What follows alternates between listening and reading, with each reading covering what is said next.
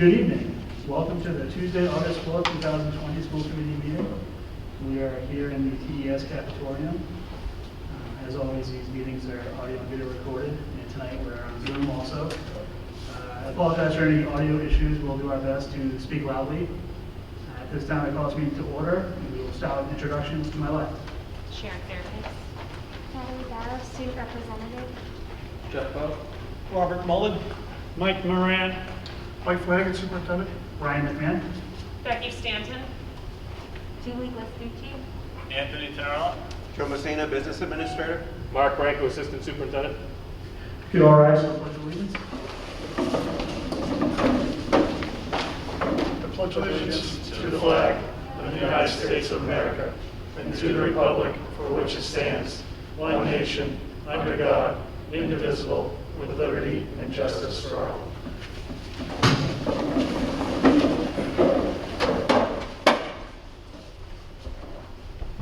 Good evening. My name is Ryan McMahon. I'm the chair of the Tyngsborough School Committee.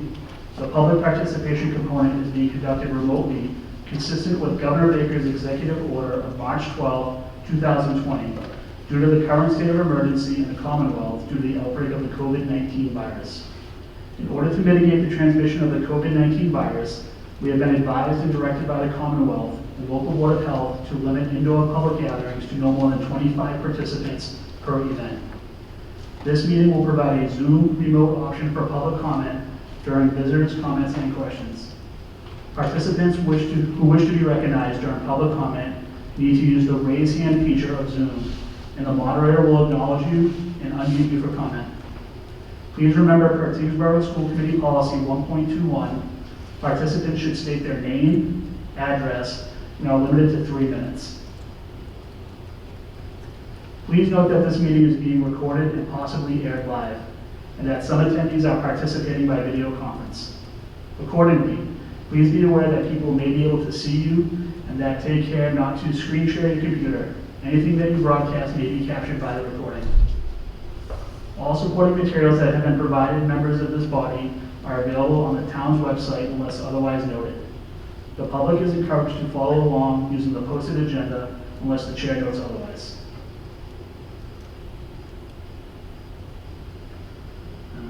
I will seek a motion to approve the minutes of July 21st, 2020. I'll make that motion. I'll second it. Any discussion? All those in favor? Aye. Opposed? That carries 7-0. Correspondence. None at this time, Mr. Chair. Thank you. I'd like to make a motion to move agenda item 4, the visitors' comments and questions, to after the TPS reopening presentation. I'll second that motion. Any discussion? All those in favor? Aye. Opposed? That carries 7-0. Share the success. Natalie? At TES, the reopening committees have been meeting regularly to develop comprehensive plans for the 20 to 21 school year. The primary focus of their work has been on the health, safety, and well-being of their students, staff, and families. Principal Kavanaugh is so appreciative of the tireless effort shown by the TES committee members, which is comprised of educators, paraprofessionals, nurses, counselors, parents, Mrs. Souza, Mr. Riley, and Mr. Salmon. Principal Kavanaugh would also like to give a huge striped shout out to the custodial and maintenance department for all of their hard work in cleaning, sanitizing, and getting the classrooms ready. The middle school has been working to get the rooms set up for the fall. They have explored all the rooms and to make them appropriate educational spaces. Committees have wrapped up to help prepare teachers for the upcoming school year, and they are working on several schedule models. In Tyngsborough High School news, students enrolled in AP courses continue to complete summer assignments as they prepare for the fall. A group of seniors have been selected to participate in senior sidekicks, which will help acclimate freshmen to the high school. Information about planned events will be announced soon by Mrs. Gustafson. And lastly, the senior class will be holding a face mask fundraiser over the next several weeks. Customized Tyngsborough tiger masks, along with an array of other styles, will be available as soon as tomorrow for purchase. A link to order from the ABC fundraising site will be available tomorrow. This purchasing link will be shared on the Class of 2021's Instagram page, which can be found at Tyngsborough_2021 on Instagram. All the members of the Tyngsborough community are encouraged to purchase a Tyngsborough Pride face mask in support of the class of 2021. We thank you in advance for supporting our class fundraiser. Thank you, Natalie. School building committee update. None at this time, Mr. Chair. Thank you. Personnel. Mr. Chair, with 2 action items, we have resignation, Nicole Young, TES counselor after 5 years, and Angie Southern on Tyngsborough High School para after 2+ years. We want to thank them for their service and wish them both the best moving forward. Thank you for your service. Item 8, unfinished business. Mr. Chair, at this time, I think it makes sense to walk you through the TPS reopening process and provide some information to community members who may not be completely up to speed as to everything that's transpired over this time. So at this time, Dr. Branko, are you going to share your screen with everyone at home? Yes, I am.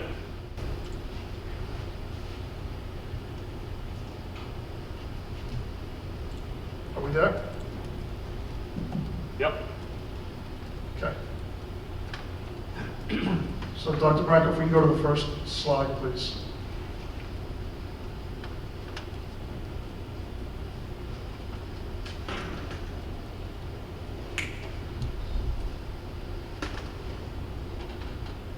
Thank you. 3 learning models. I think one of the things that we need to talk about is this process has been arduous, it's been collaborative, and it's not easy. And I think one of the things that we set the tone with from the start is, as we think about the future of education for students in Tyngsborough, we know that we're looking to get to the best solution, and that may not be best practice. We know, as educators and as a community, the best thing we can do for our kids is get them back in school on full time without restrictions and or limitations. We can't do that right now. So what is the best solution for Tyngsborough? As many of you know, we were tasked by the Department of Elementary and Secondary Education to come up with 3 learning models. To do this work, which we learned about in May, we knew that we couldn't do it alone. So beginning the last week in May, we reached out to the community and said, we need your support, we need your help. And over the next 3 months, to get to the point we're at tonight, we will develop a TPS reopening plan that we believe is truly reflective of our community and our needs. To get here, we established a task force, a 17-member task force made up of parents, educators, community members, school resource officers, as well as administrators in the district. That task force was tasked with making a recommendation on final reopening plan that you see before you tonight, school committee members. Driving the work for that task force, we had 9 subcommittees. Those 9 subcommittees had 31 meetings. The subcommittees had 2 overarching themes. We had 5 subcommittees that's focused on teaching and learning, and 4 subcommittees that focused on operations and structures. So the 47 stakeholders in this community developed the TPS reopening plan that's before you tonight. I'd also like to recognize and thank the school committee for your participation on these committees, as well as your extensive work this summer. Historically, the school committee meets once in the summer.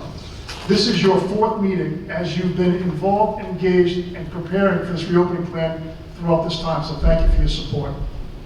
Additionally, I would like to recognize the families. We 83% of our parents in the district take part in a survey. We took the information for that survey, gave it to the task force, and that also informed the decision-making behind the reopening plan.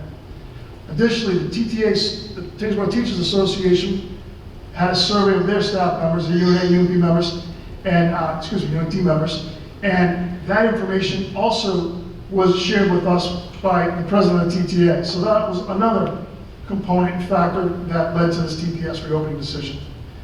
On July 22nd, I put out a 16-minute video with district administrators. I'd like to thank the administrators for their support in that video, to again frame what we were doing, the work that was going on, and to provide parents an option to email the district if they had any questions. We created a TPS reopening email at that point. We did receive 5 questions from that reopening video, so thank you for those people who asked great questions. And then finally, we took our initial reopening draft plan and we shared it with the community on July 23rd. We shared it with the task force. And the task force was challenged to go out and talk to people and solicit input and information into this plan so that we have something that we know reflects what this community desires. Next slide, please. You're good.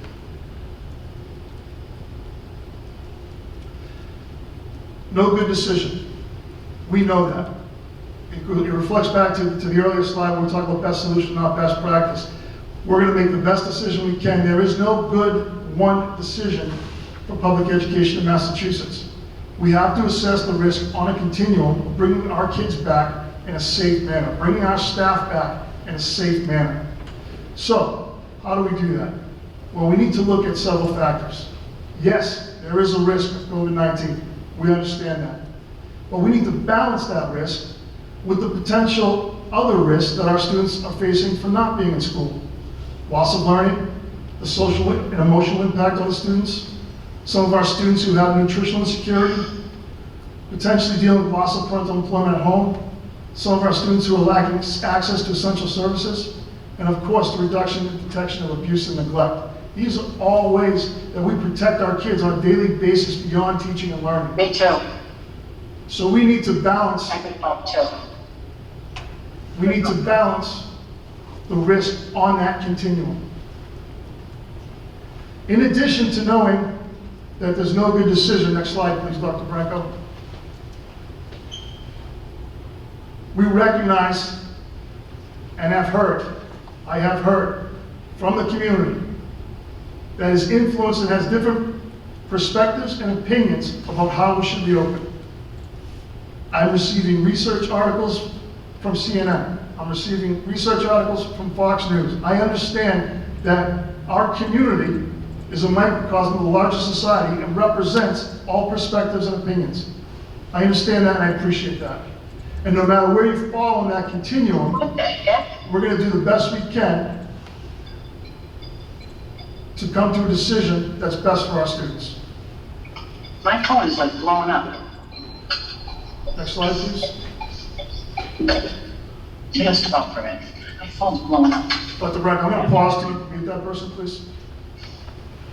Can we just remind all participants that you need to mute yourself as well? Thank you.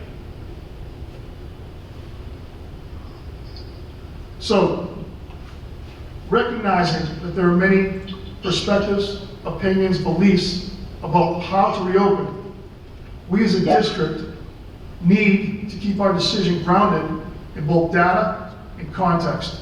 We have to be anchored to some point. Next slide, please, Dr. Branco. So let's look at the data specific to Tyngsborough. We know that in Massachusetts, the average for positive test rate has been 1.9% to 2.1% since July 1st.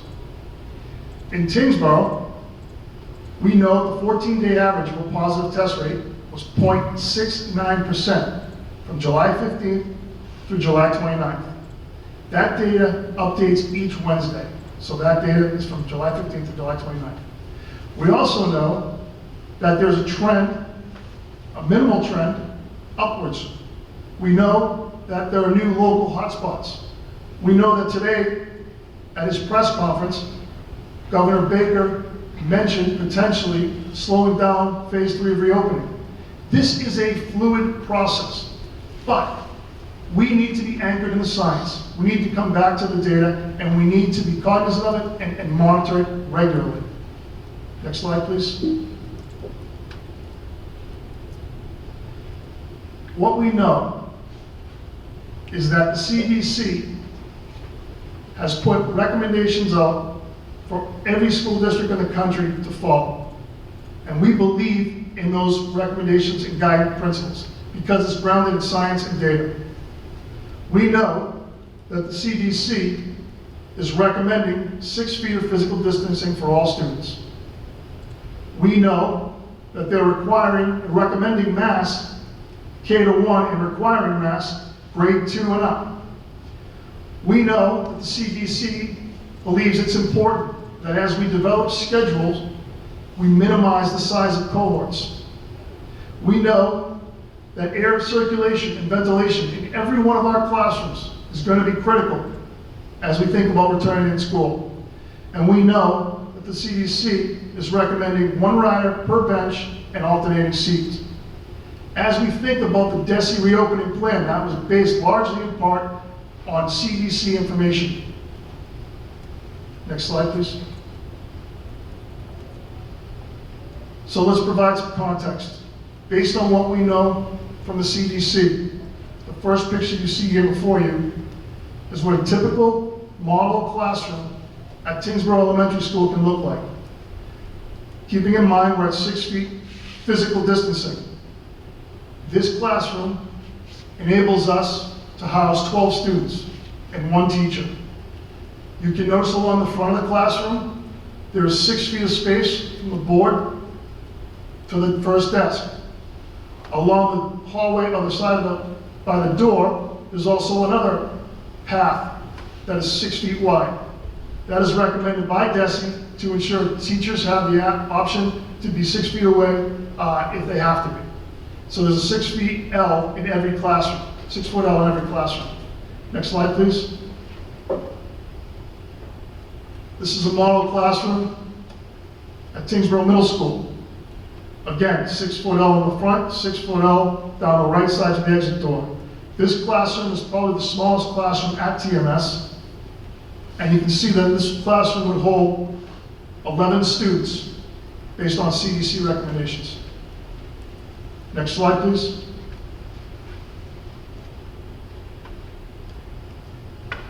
This classroom is a model classroom at THS. Again, 6 feet down the front, down the right, 12 students. So, based on what we know in the science and based on the recommendations and guidelines by both the CDC and Department of Elementary and Secondary Ed, we know that 6 feet is the recommended best practice distance. Next slide, please. Let's provide a little more context. Some additional context we received yesterday from the Department of Elementary and Secondary Education on a conference call with the Commissioner. As we think about round 4 funding from the federal government, it was made clear that funding may be impacted to districts who opt for a full remote learning model. Additionally, the Commissioner informed us that athletics may not be an option for either districts or students that select the full remote learning model at this time. We were informed by the Commissioner that other New England states are returning to school with some form of in-person learning. We were also informed by the Commissioner that if we choose a remote learning model, there will be strict accountability and oversight by the Department of Elementary and Secondary Education in terms of expectations, in terms of grading, in terms of attendance. And we also know, we were informed yesterday, that the National American Federation of Teachers Union stated that a 5% positivity testing rate is a threshold that a district needs to move to remote learning. Now, if you recall back 2 slides ago, I indicated that Massachusetts has been 1.9% to 2.1% since July 1, and that Tyngsborough, in the past 14 days, July 15th to July 29th, has been 0.69%. Next slide, please. So let's provide some additional context. Let's think about Tyngsborough. Tyngsborough Public Schools. We know that our operating budget is just under $24 million. We know that we're making a decision for 1,621 students and 245 employees. That's paramount in the front of our mind. The protection, health, safety, and wellness of those 1,621 and 245. We know we have 3 schools, but we actually operate as 2 campuses, have historically. Our staff on the Norris Road campus goes between the middle school and high school. Our kids on the Norris Road campus carpool in together. Our buses, it's 1 bus route to the Norris Road campus, so it's really 2 campuses that we're talking about. In early July, the TTA did a survey of their teachers. And that survey yielded the results that said 78% of those teachers were comfortable on some level returning in person. Again, that's early July. In early July, we surveyed our parents. Again, 83% response rate of our parents. 90% of those parents in early July said that they were receptive to potentially returning in person. Another important contextual factor is the fact that we have a contract with D-Bus, and we have 15 buses that run in this district. We also share seats on those buses with Notre Dame Academy and Innovation Academy. And we also know that, like every other district in the state, we need to impact bargain what returning to school will look like with our Tyngsborough Teachers Association. And at this point, I would like to say that on behalf of the school negotiating team, the work that we've done with the Teachers Association has been incredible. They've been receptive, they've been encouraging. They want to get back as much as anyone. They want to do it in a safe manner, and I respect that. So thank you to the Tyngsborough Teachers Association. Next slide. Transportation. Per Massachusetts general law, all students in grades K to 6 who live more than 2 miles from the school are guaranteed a seat on the bus. As we think about it for Tyngsborough, I have a hard time envisioning a student in grades K to 6 that we don't provide transportation for. We know Westford Road doesn't have sidewalks. We know it doesn't make sense to have a 7th grader walk from Scribner Hill to Tyngsborough Middle School. So historically, given the size and geography of our town, we do not have neighborhood schools. So busing has been provided to everyone at all times. But legally, per Mass General law, we're obligated to provide busing for grades K to 6. We have 15 buses. Our contract with D this year will be an expense of just over $1 million. If we wanted to think about coming back in a full in-person model, one of the sticking points is we would need 34 total buses. And we would have to add an additional 19 buses based on the regulations by both CDC and DESI in terms of ridership. So if you look at the picture provided here, and we confirm this with D-Bus, we have 77 passenger buses. We're only allowed to fill those to 32% capacity with 25 riders. You can see the red dots indicating where the students will need to sit. Students will have assigned seats on the bus. Siblings or same household members can sit together. But transportation is an issue. To add 19 buses at about $379 a bus for 170 school days would be $1.2 million to achieve the 34 buses. Next slide, please. So TPS reopening plan.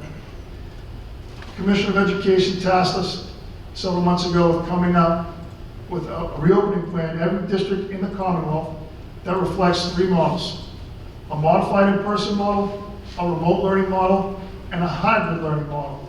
And the hybrid learning model would have half of the students in the school and half of the kids home. And we're calling those two cohorts the Lakeview cohort and the Winslow cohort. Next slide, please. I feel as though we're lucky in Tyngsborough. Because of the size of our district, we're able to be adaptable. One of the things that we were able to do in looking at cohorts was move beyond splitting it cleanly down a letter area, whether it's A to L and Z. Principal Lawyer at THS came to me and said, it is important and critical that we prioritize the schedules for both seniors and juniors who need to attain graduation requirements, who need to be as competitive as possible in the application process, and who are completing second and third side electives. That being said, we looked at creating a model that allowed our seniors to attend in one cohort, our juniors to attend in the other cohort, and protect the integrity of both their transcript and their application packages as we think forward for college. The task force also looked at what type of hybrid model we're interested in.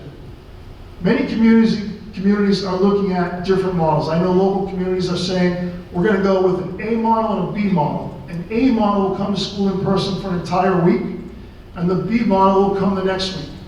I know that some communities are looking at A day, B day, and alternating every other day.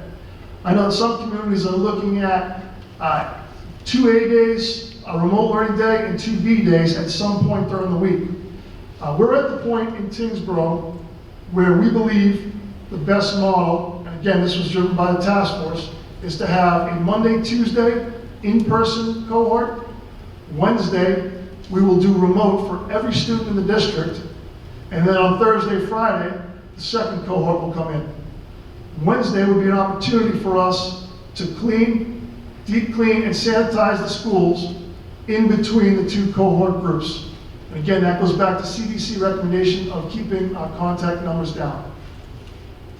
The only exception that we could potentially make as we think about cohorts is to allow younger siblings to opt in to the same cohort as their junior or senior sibling. Things that we cannot consider are neighborhoods, carpools, things like that.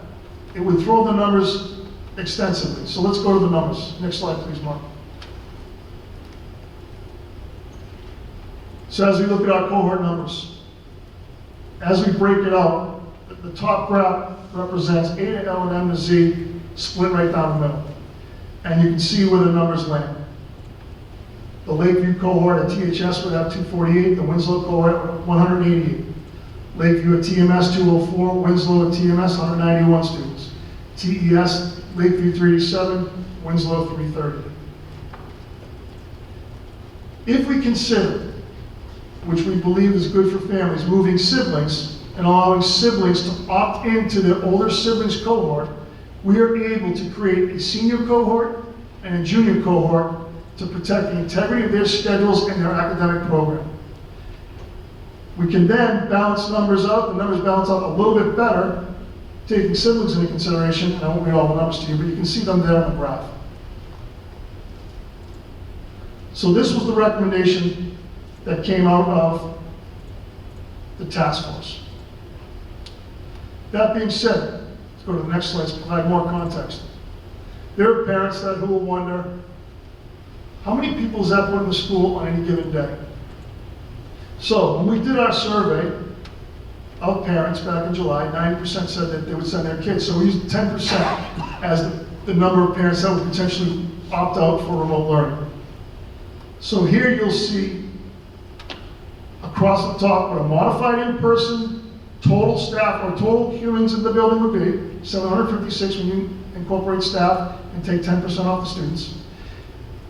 Total humans in the building on a hybrid Lakeview day, 453 at TES, and on a hybrid Winslow day, 414 at TES. I'll just give you a minute to look at the data there. I don't necessarily need to read every number.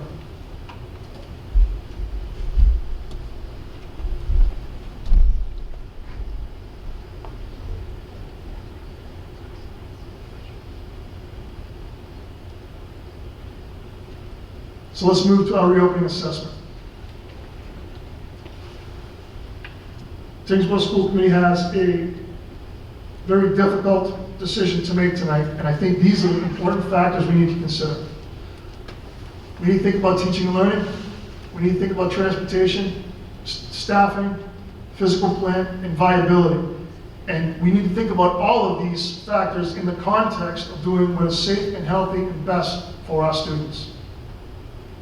So for the first model, next slide please. A modified in-person model.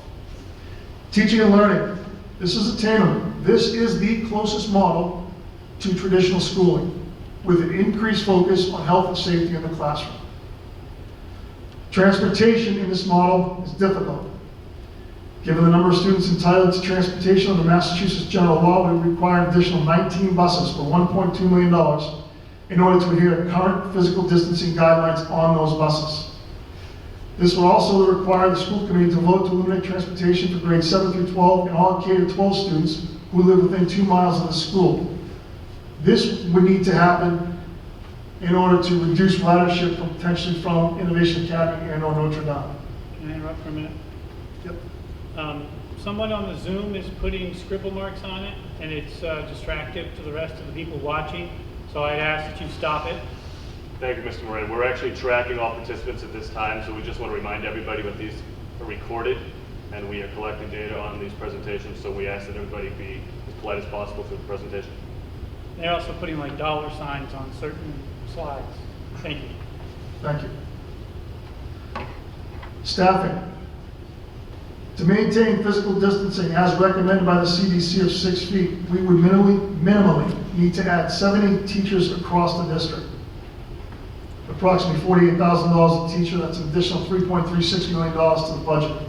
We specifically looked at 12 as the max we could fit in a classroom, and we looked at the number of sections that would be required at the elementary, at the middle school and high school, and the number of staff that would be required to have a primary teacher at the elementary school. It's 39, 18, and 15, or something along those lines at the breakout. But we looked specifically at the data. Physical space, though it would be difficult, we believe that we could potentially fit all of the students in all the classrooms within our facility. If we weren't able to do that, we would potentially be able to explore options like leasing time at Roller Kingdom and or utilizing the old town hall or any other potential facility in town where we could set up and stage classrooms. So is modified in-person model a viable option for TPS for fall 2020?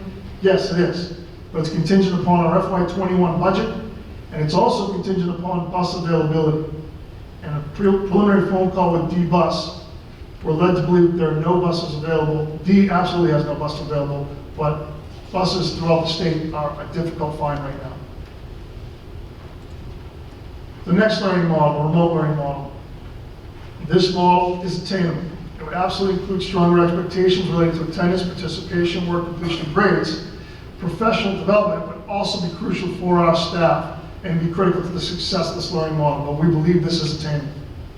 Transportation, obviously attainable. We wouldn't need to run buses, and potentially could be a cost savings for the district. Staffing, we can staff this with our current staffing pattern, a remote learning model. Physical space, obviously not a problem. Kids will be at home learning from home. Is it a viable option for TPS for fall 2020? Yes, as we are currently staffed and budgeted, the remote learning model is viable. Next learning model. Hybrid learning model. This learning model will require new routines for both our students and staff in schools with safety precautions in place and physical distancing at 6 feet as recommended by CDC. This model will be different for our teachers. It will require adjustment instructional methods, and obviously for our administrators, there'd be a whole new operational procedures, and some of our structures would have to change. This would be challenging for teaching and learning in that our teachers would need to teach one set of students in 2 different locations. Transportation, based on Mass General Law, our 15 buses at 32%, this does enable us to transport 390 students daily.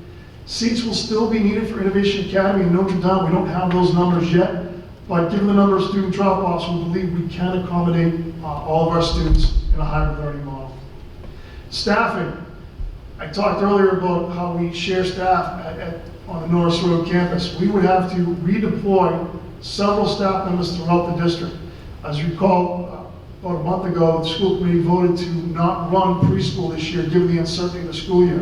We would be able to redeploy those preschool teachers so that we could staff a hybrid model, K-12. Physical space, our biggest challenge for physical space would be grade 7. There'd be 100 or 152 students at 6 feet apart. It's a challenge, but I believe Mr. Pollitt, I know that Mr. Pollitt has found a way to make that happen. So is hybrid learning a viable option for TPS for fall 2020? Yes, as currently staffed and budgeted. So Mr. Chair, next slide please. We've done an overview of the process.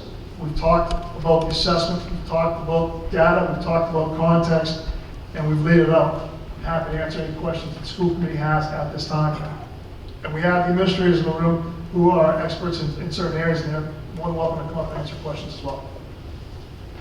Thank you. Dr. Flanagan, anybody have any questions? I have a question. For the modified in-person, when you're talking about the buses, you're talking about the need for 19 additional buses. What if parents chose to drive their students, would we still need those 19 additional buses? Legally, yes, because at any point, a parent can say, I've changed my mind, and I want the school to drive my child, and I know that under Mass General law, I have that right. Legally, yes, we have to budget for a seat. Mr. Chair, if I may, staying on the buses, what are our legal obligations?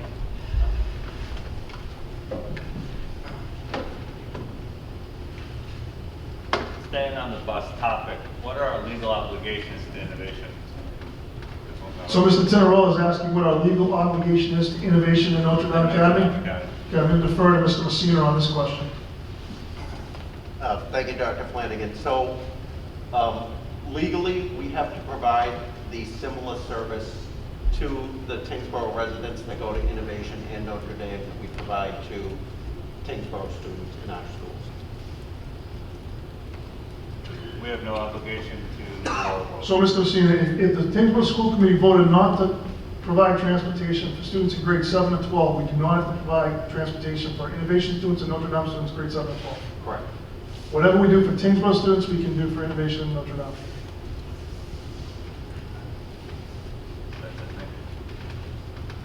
Thank you. Liz?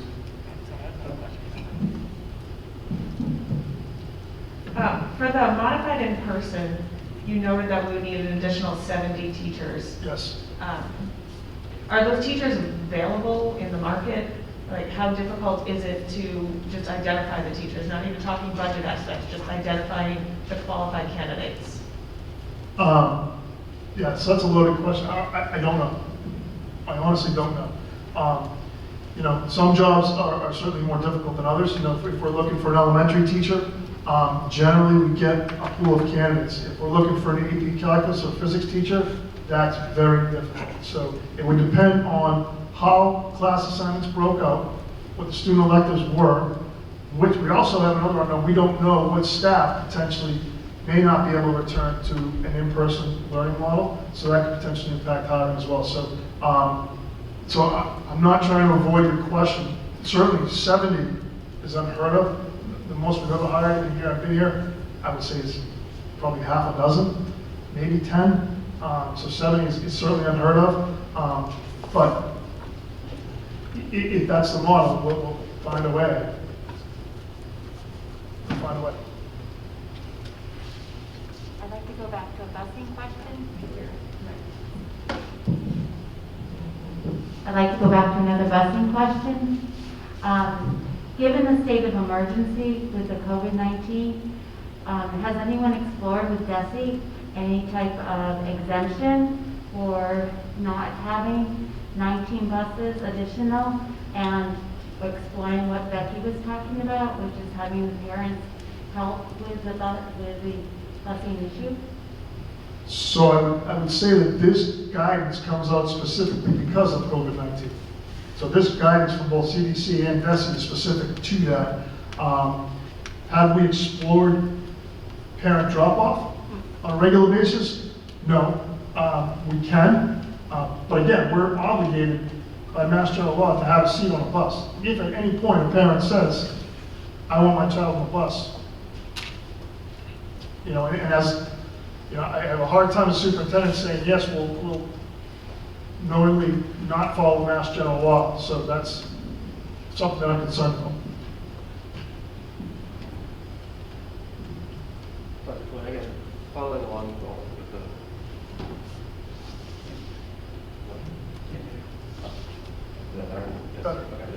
following along with the bus questions, if you have siblings that are going to be on the bus and able to share a seat, does that change the number of students that are allowed on the bus?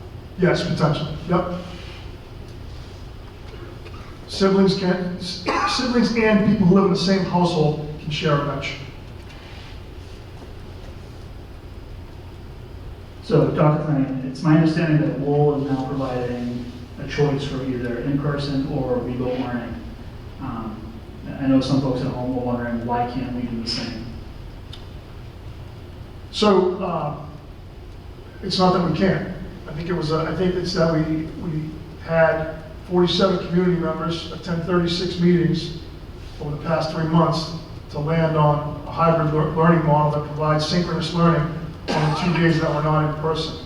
And I'm not entirely familiar with the Lowell plan, but my understanding, and I could be wrong, but my understanding is once they get a number, students will then, I believe it's a lottery system. So if 200 kids want to come back in person and they only have 100 seats, that's 100 students that are automatically by default going to remote learning. I don't feel comfortable making that recommendation.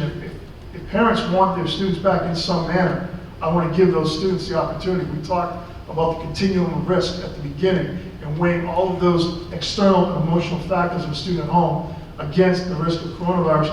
If a student wants to come back, I want to embrace and be as inclusive as we possibly can as a district. I think that's something that we take great pride on here in Tyngsborough, is knowing our kids and providing them opportunities. Dr. Branco, do you want to add to that? Thank you. I would just add that the great majority of all of the committee members and task force members also discussed and recognized the importance of students all getting back into the classroom to some extent, whether that's 2 days a week, 3 days a week, 4 days a week, 5 days a week. That we felt that with all of the factors that are out there and all the impacts not being physically in the buildings have on students over time, it was more important to make sure we had a way that every student was in. And when you go to the lottery system, you can't guarantee that. And again, I don't have all the details for the Lowell system, the Lowell plan, so I really don't know, but that's my preliminary understanding from what I've heard. Thank you. Anybody else have any questions? Yes. You can just repeat it, right? How long are we locked into whatever model we choose? So Mr. Tenorelli was asking, when we vote on a model, how long is that model for? Correct. So it's entirely up to the school committee. I would suggest that minimally we keep it for a trimester. I think it's going to be very difficult scheduling students and getting kids into routines. So I don't want to say we're going to go month to month with this. I think once we get a routine set for our kids, I think they're going to be better off. So I would recommend that we make a decision at least for 1 trimester, which for those at home is from the very first day of school right to Wednesday before Thanksgiving. That's the first trimester. Mr. Chair, if you don't mind, I just want to remind all participants who are coming in remotely that I'm seeing some hands raised up right now. In the agenda, we will get to a section called visitors, comments, and questions. So at this time, I'm going to continue to put hands down until that section of the meeting opens up. When the chair brings us to that portion of the agenda, then we will call people out one at a time as you raise your hand. Thank you, Dr. Branco.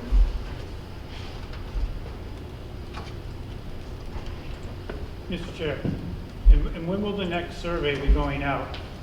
Or So Mr. Moran asked when the next survey would be going out. specifically though for those people who want to maybe change their mind to go remote Sure. versus in person? Sure, no, it's a great question. So I think, if the school committee makes a decision tonight and votes a learning model that we're going to go with, our plan is to get a survey out within the next 2 days, as soon as we possibly can. And obviously, we would be required to put 2 surveys out. We'd have to put one out to all the families, and we'd ask specifically about, are you going to choose remote learning or whatever model the school committee wants. And we'd also put, I'm looking at the president of TTA, we have to put up a survey out to staff to find out what their decision would be in terms of returning to work. It's August 4th, and we haven't made any adjustment to the calendar yet, but it's coming up on us quickly, so we would need to get that information back as soon as possible. So very quick turnaround. Dr. Flanagan, if we vote for a model for a trimester, what mechanisms are in place if the situation with COVID changes, and how do we react to that?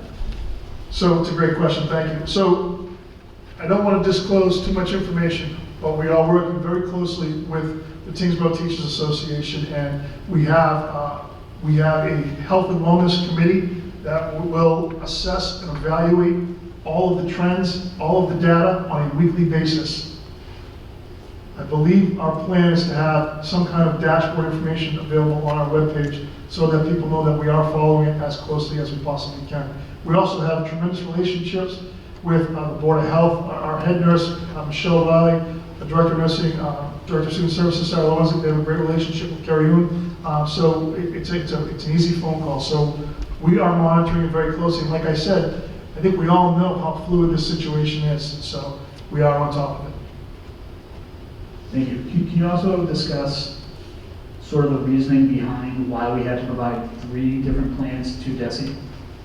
Yes, thank you for that question. So based on what you just asked, as the trajectory of the virus trends up, or in the event a vaccine is found, created, we need to be able to fluidly move in between all 3 of these models. And we need to make sure that our students have the ability to transition from remote to in-person and keep their teachers, keep the students in the classes with them, and keep continuity of teaching and learning so that we can come in and out of any learning model given the external factors that are pressuring us to make decisions.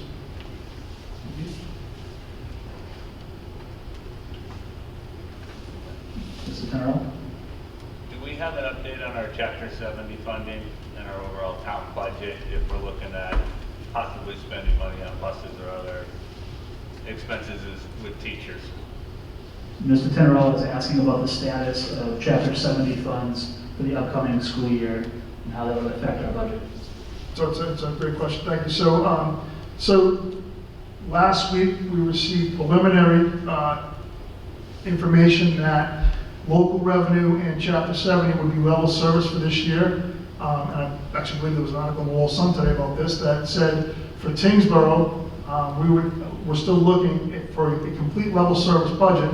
We would still have to reduce the budget by $400,000 to maintain level service, given the contractual increases and whatnot. So level service for the town of Tyngsborough would still potentially require a $400,000 cut based on all the department budgets that were presented. Now, you know the school budget was presented in February, prior to COVID, so we would need to go back and do some work on that budget. I will say though that people probably heard that there is money coming into schools from various grants, and to date the schools have received just over $400,000 of grant money specific to COVID response and PPE purchasing. So a big ticket example item of that is, if we're going to have to pivot to a remote learning environment, we need to make sure that all our kids are one-to-one. So $90,000 of that $400,000 is already gone, expended to purchase Chromebooks so that we can be one-to-one grades K to 8.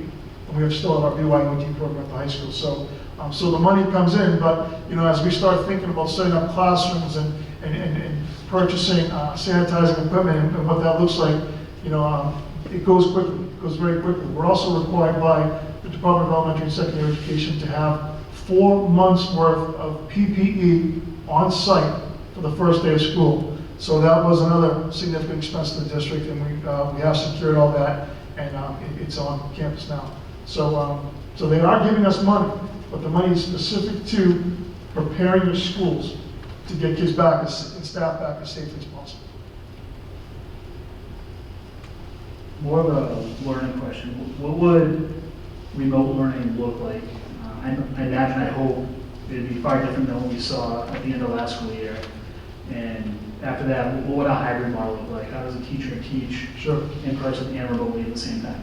So I'll start by saying remote learning will look vastly different. And I'm going to turn the teaching and learning section over to Dr. Branco at this point.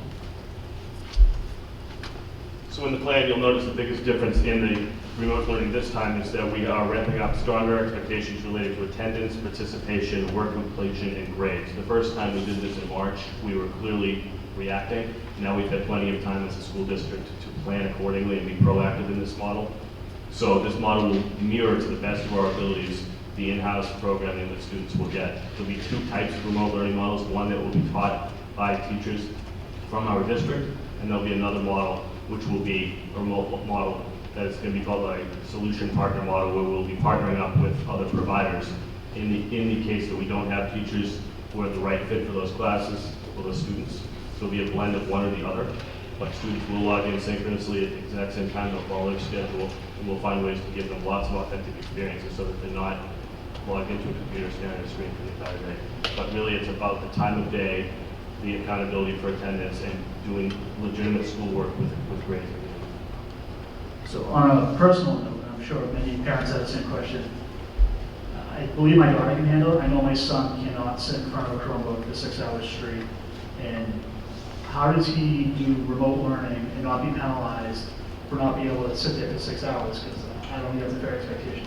Right, so that's a great question. I don't think any of us can really sit well in front of that machine for that long period of time either, so we're going to be meeting with content leaders in the district and teachers to help us adjust our teaching practices, so our instructional practices are going to really be vetted out at the end of August through some professional development ahead of time to make sure that we can do authentic experiences where kids are still doing project-based learning, doing collaborative work, so that they might log in originally for attendance purposes, but then they can move to another part of the table or somewhere else in the house to do their schoolwork no differently than they would in class, and they can check that in for attendance purposes. But we have no expectation of the child being sitting in the same seat in front of the screen for the entire school day. Thank you. Mr. Bell? Dr. Flanagan, could you talk a little bit about whether it's a full in-person or a hybrid model, what the safety features will be in the school for both students and staff as far as if a student were or a staff member were to contract COVID, what steps are taken by the school? Sure, so I can't go into great detail on that. We have a plan in place that, again, I'll defer back to Michelle Riley, our head nurse, who has done contact tracing since day one here in Tyngsborough. She's also a member of the Board of Health. So we lean on Michelle as our point person to make sure that we immediately notify Board of Health. We have set up isolation rooms in every school in the event that a student is symptomatic. We would isolate the children immediately. We would contact parents to have the student taken from the school and tested. I believe we require a test, or clear test before allowing back. And I'm not sure on that one. We would be recommending that, and then it would need to be cleared by the Board of Health before the student comes back. So we would recommend a test and then need to be cleared by the Board of Health before returning to school. So we have the plans, the protocols in place. They're all being developed right now. And obviously, as soon as it's finalized, it'll be on our website for everyone to review. And again, it's a collaborative effort. We've been working very, very closely with the Board of Health throughout this process. Dr. Flanagan, can you talk about the services for our special needs students? I know many students are on IEPs or have other services that are required. How would those students be serviced? Were they expected to be remote? Would they be in-person service? Right, so that's a great question. I think one of the biggest concerns potentially we had since March is the potential regression for some of our at-risk students and some of our needy students. So at this time, I'm going to ask Mrs. Lorenzi, who is our Director of Student Services, to respond to that question. Thank you, Dr. Flanagan. Can you hear me okay? I'll just try to speak up. If you can't hear me, just let me know.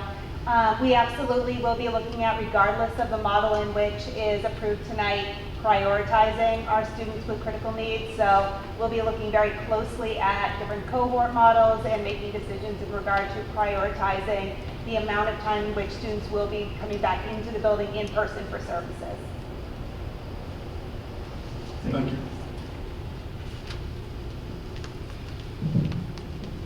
Dr. Flanagan, can you speak to the ventilation and air quality measures that are taking place, specifically at the middle school and the high school, but all the schools?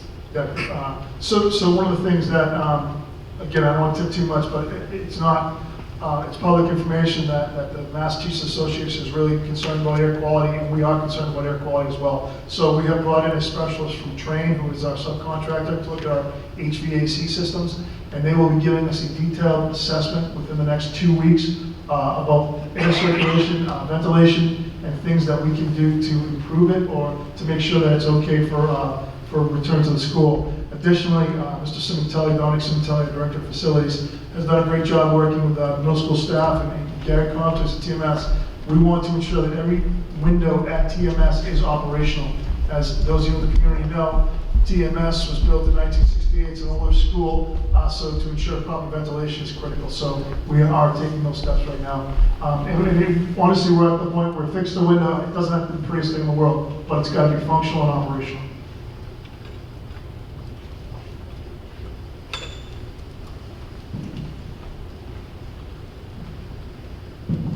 Dr. Flanagan, when we went remote in March, I understand that was very different than what remote would look like in the future. However, I know from experience myself and then speaking to other community members that parents struggle to assist their children with the use of the technology. Would there be some level of support provided to parents so they can assist, especially the younger students, with the technology?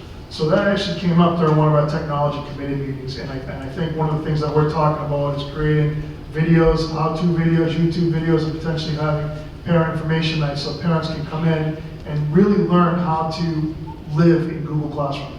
I think, that's the learning platform that we've been dropped in K-12, and we recognize that, we heard that loud and clear, and that was part of the feedback we got when we did the survey in July, that parents, they said, I've never been in Google Classroom, this is difficult for me. So educating them so they can support their children is on top of our list for technology, yes.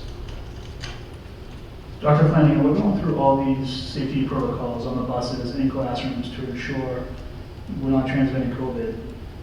What does arrival, drop-off, and dismissal look like? Because if we're separating kids on buses and separating kids in classrooms, but everybody just walks in and walks out together, I think that all becomes a moot point. Agreed. So we're working on all those protocols right now. As you know, we're kind of waiting to see what the model is that the committee is going to adopt, and we'll address it accordingly. I think a modified in-person model drop-off is very different than a hybrid model drop-off, because now you have half the students. Obviously, remote learning is not an issue. But some of the things that we're talking about are different drop-off locations. If you're familiar with Tyngsborough Elementary School, you know that there are several different playgrounds and different entrances into the building. We'll be looking at potentially collaborating with the Tyngsborough Fire Department, Tyngsborough Police Department to make sure we can use the access road to have parents drop off a grade-specific door and or specific window of time. So we're contemplating all that right now. I think once we understand the decision, we can better understand what the numbers are. Another outlying factor is we don't know how many students are going to select or how many families are going to select remote learning. So to say we're going to have 246 kids walking on the door, we don't know that to be true just yet. So we want to get a good handle on our numbers and then talk about the best possible way to do that. But these conversations are happening regularly. What is the plan for trying to distinguish between COVID symptoms versus, it's the winter and I have the sniffles, normal everyday sicknesses? What's the plan? It's very challenging. I'll be honest with you. If you spend any time in Tyngsborough Elementary School, you can see the nurse's office is probably one of the busiest spots in the school. We jokingly looked at the symptoms and said, oh my word, this is just like a Wednesday at TES. The symptoms are broad-based. So I think it's going to require a great deal of patience and effort on the part of our nurses and our teachers to understand and recognize what the symptoms are. That being said, we need as much professional development time with our staff as possible, because what we don't want is our staff standing in front of kids, not feeling comfortable, not knowing how to react, not knowing what the protocols are, and or how to respond accordingly and appropriately to those to keep our kids as safe as possible. So we're developing the plans. It'll be part of the professional development we give our teachers at the beginning of the year, but it's going to be challenging. Thank you. Is the expectation that students will be required to wear the mask from when they get on the bus in the morning to when they get off the bus at home? Yes, that is both CDC and DESE requirements. Okay. Do we have a plan for our lunches yet? We are also, if I can back up to the mask, we are also looking, we had a great meeting yesterday with the Tyngsborough Fire Department and the building inspector to look at renting tents to place on the outside of the school so that our students can get outside, have mask breaks for extended periods of time, recognizing that this is going to be difficult for kids in masks. So we're going to create areas for the students to go outside and get a break in a safe environment. Again, that's a great plan from now until November, December, January, February. We'll do the best we can. Thank you. Anybody else have any questions? I think we will open it up for visitors' comments and questions. We will start with visitors on site. Please state your name and address.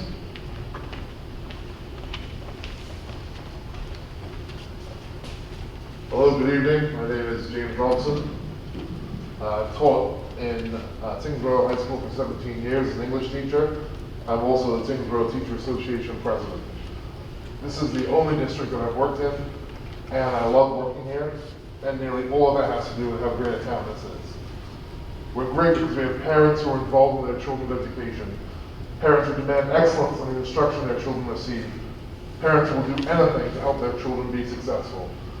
We are great because we have students who are willing to take risks and make mistakes and discover new things. Students who want to develop their critical thinking skills, who want to engage with important issues, who want to solve difficult problems. We are great because we have teachers who are dedicated to the art of teaching, teachers who will bend over backwards to help students learn more effectively, who will constantly push themselves to get better and better, who will love these students almost as much as their parents do. We are great because we have administrators who lead effectively and compassionately, administrators who never stop working to make Tyngsborough Public Schools better, who lead their schools and this district into the 21st century, who lead their schools and this district through a global health crisis. We are great because we have a school committee of men and women who volunteer hours and hours of their time to make the best decisions for schools in this community. Men and women who volunteer their evenings and weekends to attend meetings and workshops, all with the goal of putting the needs of our school communities ahead of their own. I am proud to work in this community. It is a great place to work. It is a great place to live. How I return to schools is like so many other issues at the moment, divisive. It is easy in divisive moments to blame others. Blaming is easy, but it solves nothing. Division doesn't solve problems, it creates more of them. Over several nights, the TTA and the district had candid discussions about how to return to schools. These discussions were sometimes difficult, sometimes emotionally charged, but ultimately, they were collaborative. I have known many people in this room for almost 2 decades. I respect them. I want to work with them to solve problems. We all want the same thing. We all want students to return to schools as soon as possible. The plans the district created are the result of collaboration and hard work by TTA members, members of Dr. Flanagan's administration team, parents, health experts, and members of the school committee. All of those people are committed to making Tyngsborough Public Schools the best they can be. Tonight, the school committee has a difficult decision to make. Their decision will be thoughtful and considered, and on behalf of the TTA, I know that whatever decision they come to will be the right one for our schools. Together, for these students of this community, we will all continue to make Tyngsborough Public Schools the strong and vibrant places we know them to be. Thank you for your time. Thank you, Mr. Robinson. That is all for our in-person guests. We will move to the Zoom meeting. Dr. Branco will call you out. I just want to remind folks that there's a 3-minute timer. So I'll be calling on people through the Zoom meeting based on your raise of hands, and I'm going to do my best to either read the name or the last 4 digits of the phone number that you have up here. I will unmute you, and then you'll have your 3 minutes for your statement. So the first person is listed as Viv, V-I-V. Hi, everyone. Can you hear me? Yes. Yes. Hi, Vivian Panagakis, 8 Canongate Road. I have a couple of questions. Did you address the federal dollars a while ago? It wasn't on the slide, but I feel as though if there is no federal funding, could you elaborate on what the impact would be on education or overall on the schools? So I just want to remind everybody, this is not an interactive portion. This is for you guys to make a statement. We won't be responding to questions. We're going to take your feedback and then we'll consider it when we make our vote. Okay, thanks.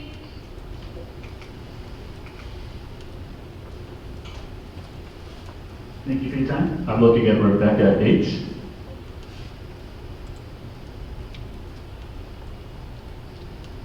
Thank you so much.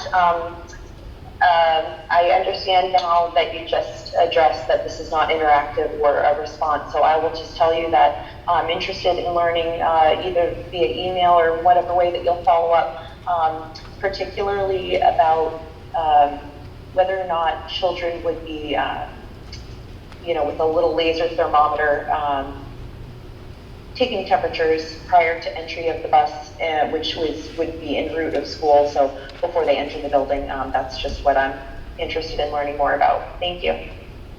Thank you. I'm looking at Dufresne, D-U-F-R-E-N-E.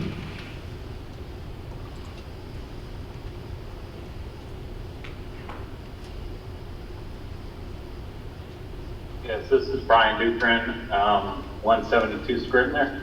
So just wanted to make the statement as you guys make your decision. I like to see going forward in future meetings if we can take a look at certifications for alternate teachers and publish them out to the community. I think the community will step up, and if we have shortfalls with those 70 teachers that you guys need, or even as we challenge in this community to create a school system for our community, I think we need to take a look at some of the alternate certifications to get more adults in there. And I myself am willing to go through the certification to help out with education. That's it. Thanks. Thank you. Jen Espinola.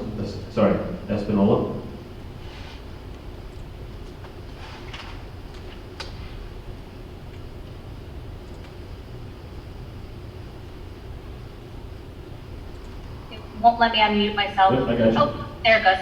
Hi, I'm an ER nurse in a local hospital. Looking at our community, we don't see COVID patients in our hospital currently. I mean, I haven't seen one in over a month myself. As a parent with a child who will be in school daily, wearing a mask for 8 hours, they need to be able to have mints or some kind of gum or water at their desk, because your mouth gets very dry, and that is the most uncomfortable part of wearing a mask for that long. And as for buses, there is multiple kids who are on my child's bus who he sees on a regular basis in the neighborhood playing. Is there a way that parents can sign waivers to allow them to sit on the bus together? Because there's no difference between him sitting on the bus with the child and him playing with him after school. So those are things that possibly could get more kids on the bus. Thank you. Thank you. Thank you. Chambly, SHAMBLEY.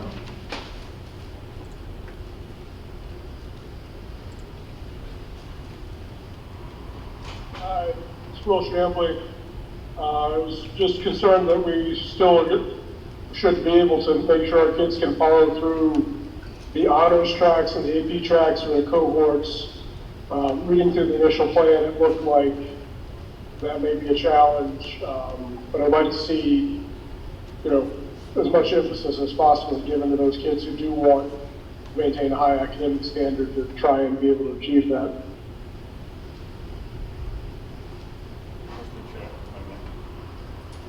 Thank you. Mr. Tenorello? Could we ask them to please say their full name and address? As a reminder, please state your full name and address before you start speaking. I also want to point out that we are taking notes, so while we're not responding to everything here, we will follow up as much as we can after the fact.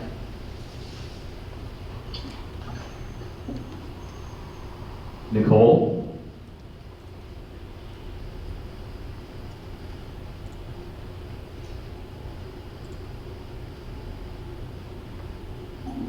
Hi, this is Nicole.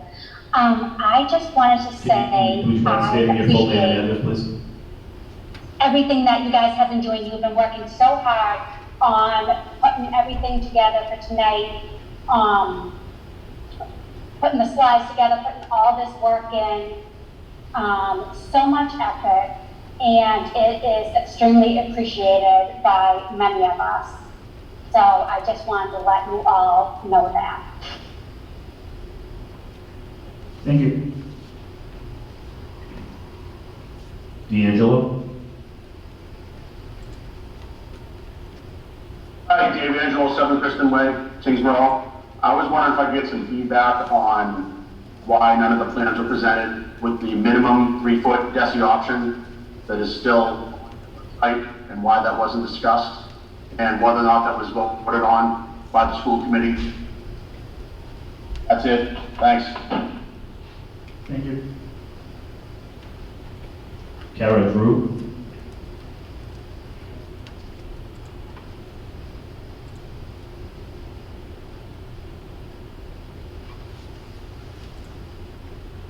Carrie Drew. Can you hear me now? We can hang. There you go. Oh, Karen Drew, 29 Patricia Drive. So I've done all the research on, what's going on in the state, what's going on in the country. Obviously, know we're crossing state borders, which I understand can leave us more susceptible to transmission. I understand all that. Two things. One, I think parents deserve a voice. I understand we can make statements, not ask questions. Many of us have many, many questions to ask. So when is there going to be a forum that we can ask those? These are our children. We'd like to be able to identify whether or not we should seek alternative education directives, which is totally fine. The other thing I think we also need to think about is the mental health. So the numbers of children exposed and impacted by this virus are so low. What are the numbers for the mental health? What's going to happen to these kids with depression and the social aspect of school? That's a real thing, guys. Mental health is a real thing. I think we need to put a big stock in that in our decision. Thank you. Linda Pelagotis.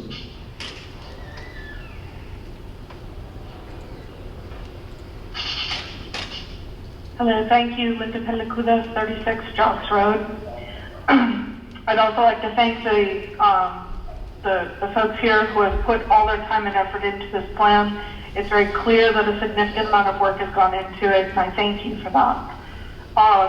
I second the request for an alternate route to teaching. I think there are a lot of professionals in town. I would also be willing to join that group, cohort, to become certified to teach.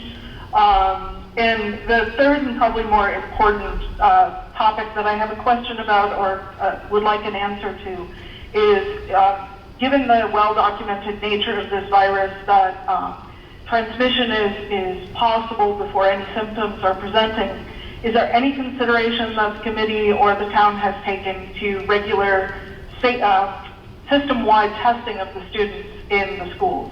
This is what the colleges are doing, and it certainly is a question of, is that something we could do, and would that help to find infections earlier than symptoms, which have an even higher rate of infection spread?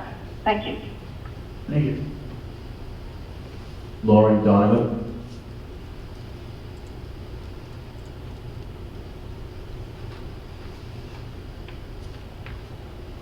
Hi, James out of 6 Acres Lane. Just curious about whether anything was looked into with having the older students do remote learning, like the high school students, and then utilizing that space for the younger students who need more hands-on learning experiences.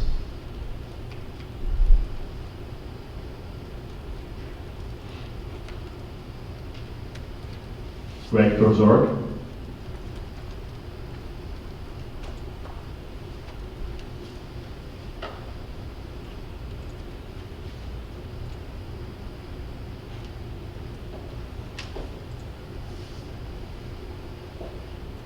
Greg Kozorek.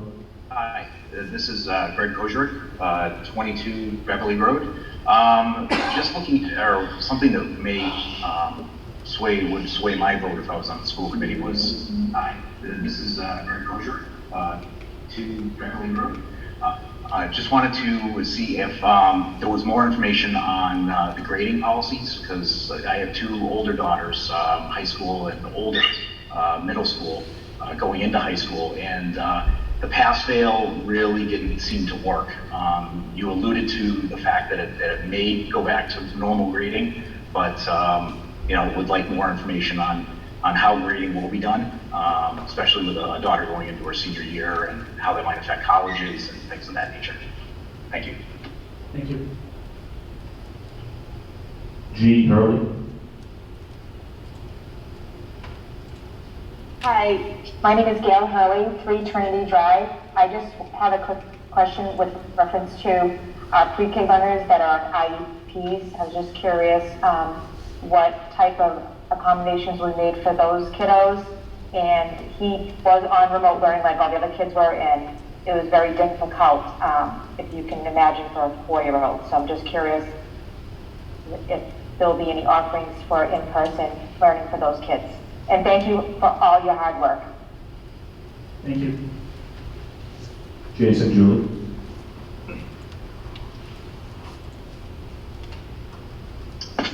Hi, Jason Julie, 121 Scrivener Road. Again, compliments to everybody for all the great work you've done. Something we'd like you to look into is, under the assumption that some form of remote learning is inevitable, could you please consider to provide to the parents an outline of the agenda and the style of learning, and elements such as, Common Core math and whatnot that we could digest to help our kids along the journey and the path. Thank you. Thank you. Wendy Balkan.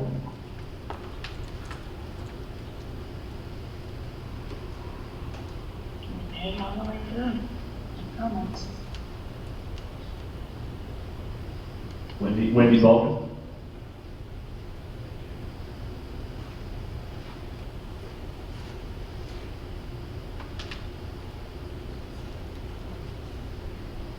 Last call for Wendy Balkan. You are unmuted.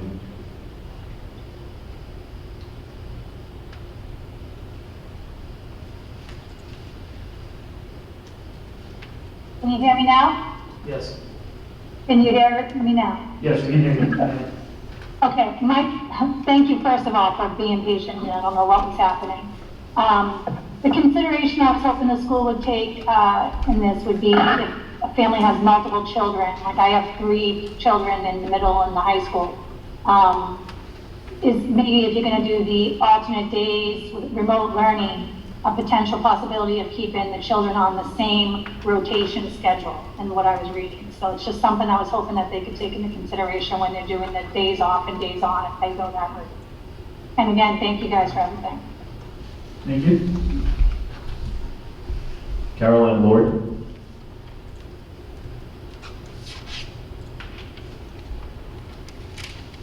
Can you hear me now? Yes. Okay.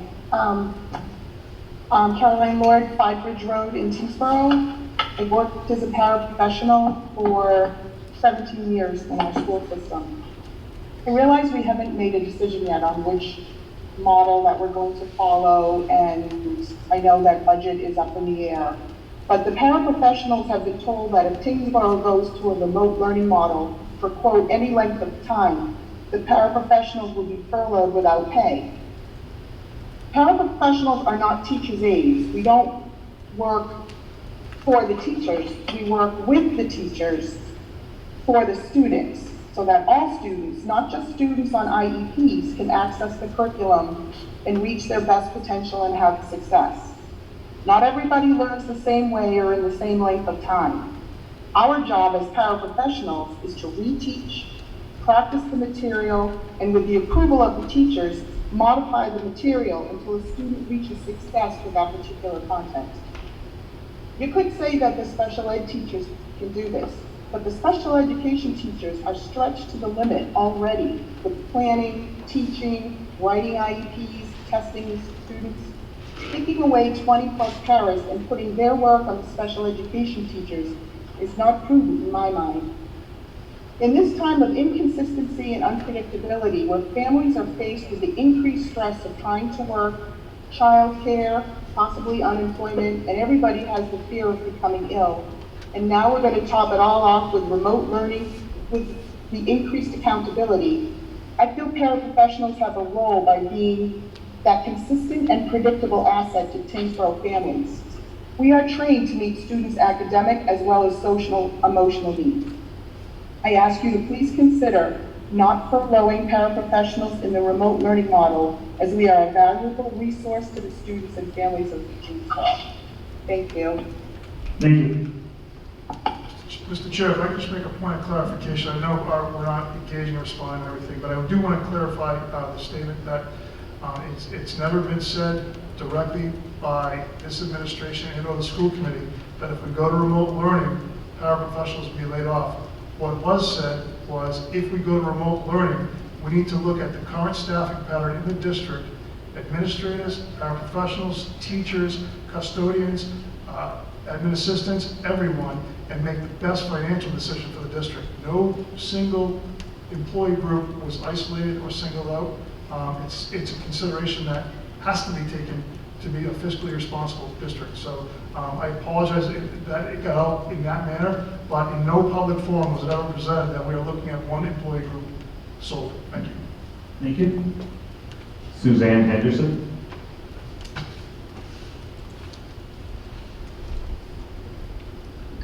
Hello, I just want to thank you all for your transparency and your commitment to all those involved. I have 3 questions. Will the school be closed also on Friday, well, after Friday, in the hybrid model? Will the schools be sanitized before the students, the next group of students or different group of students returns on Monday? I know they're sanitized between the 2 groups of students on Wednesday, but would that also happen over the weekend? And then in the remote model, this is the first I was hearing about a third provider providing remote training or remote teaching. Why would the students not be part of the hybrid remote learning 5 days a week instead of the other students just doing 3 days a week of remote learning?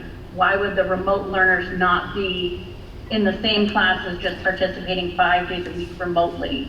That would provide a seamless transition once it is safe to return to school later in the year, if that does happen, and would also allow them to feel that they are still a part of Tyngsborough Public Schools. Thank you. Thank you. Mr. Chair, at this time, I do not see any more raised hands. Last call for raised hands. Dr. Branco? I got one more. What's the protocol for someone who's already come up with my once? Yep, okay, so I have Kara Drew.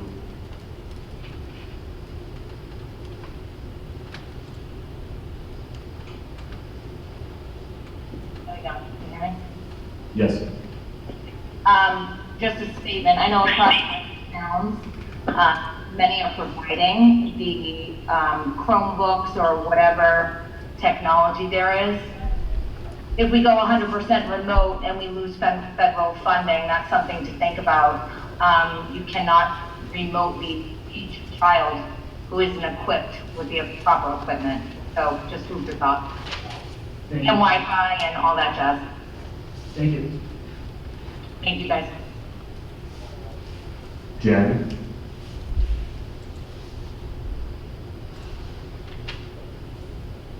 Hi, Jen Goulet, 4 Mile Circle.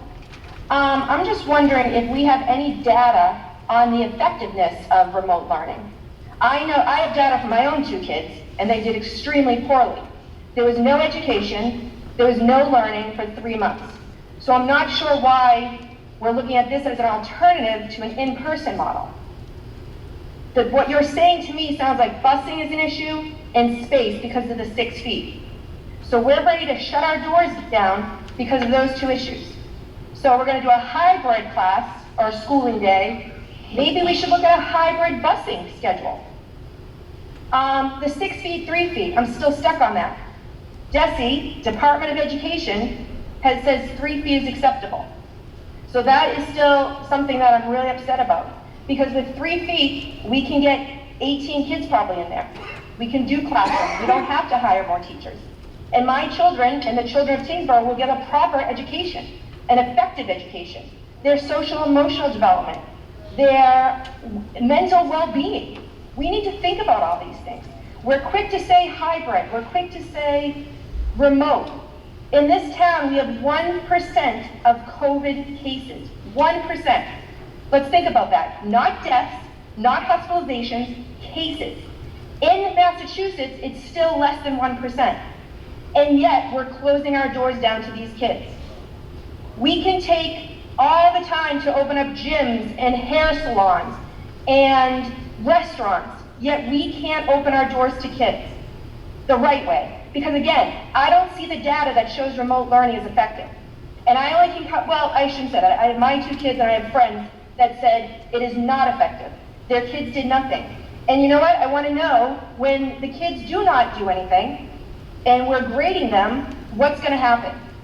So my kids will go 2 days a week, and then I'm sure for the other 3 remote days, they're not going to be on a computer for 6 hours. They're not going to be on a computer for 5 hours. They could hardly handle 30 minutes. So I think there's a lot of concerns a lot of us have. And I know I'm speaking out for many. But I think, this whole thing too of not answering questions, it's really hard to decide what we're doing with our kids. I need to decide, am I pulling them from Tyngsborough Public Schools? Am I going to let them fail in Tyngsborough Public Schools? What do I do for my kids? I'm not really getting much answers here. So it's a little disheartening. I'm sorry, I know you guys have worked so much. I appreciate all that, but it really does bother me. I'm in tears right now thinking about this, and I'm thinking about the other kids in Tyngsborough. As a teacher in town, I don't know how I'm going to make connections with kids. I don't know how I'm going to teach through a computer. That bothers me. It's upsetting to me. Ms. Goulet, you're at 3 minutes. Well, that's a great way to end, I guess. Thank you. Cameron?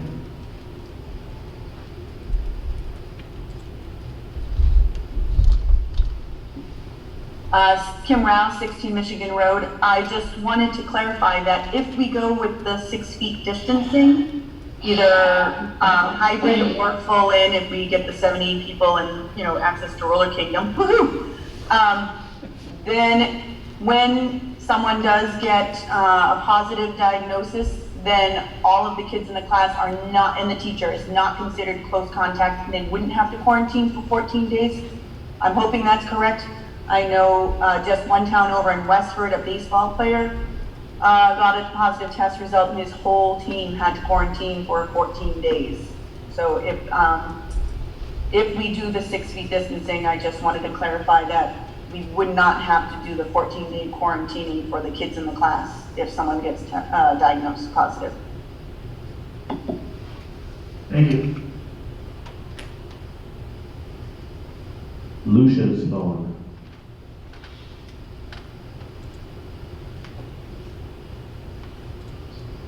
Hi, yes, Lucia Ponte, 4 Willowdale Ave.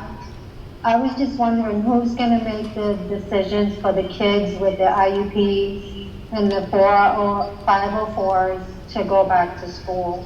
And I second on what Jen said about the remote learning, because when my son was back in the beginning of the school year, he did very, very poor, and I did not get any support from the teachers. When I emailed, I even went on the Zoom, and one of the teachers yelled at me, and I had said that I emailed them, and I never received an email back.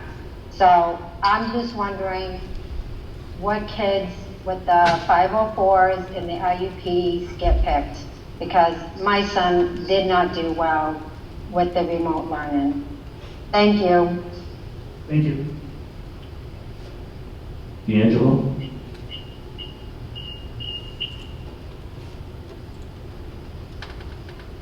Hi, Dave Angelo, 7 Kristen Way, Tyngsborough, Mass. I just want to back up what Jen just said.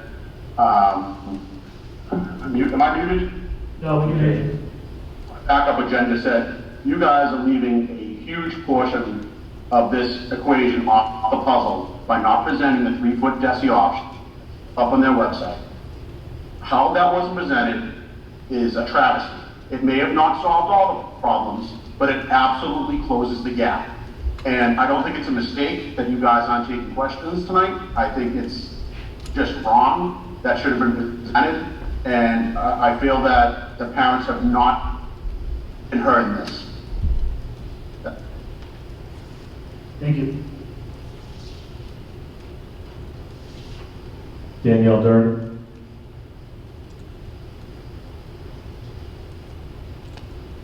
Hi, our First, I want to say thank you for the forum and all the work that's been done in general. And I wanted to say that I'm definitely empathetic to the families needing support and any child needing additional support and assistance during normal circumstances, whether emotional or behavioral or through additional educational needs, never mind through COVID times. And I think that that might be a separate topic.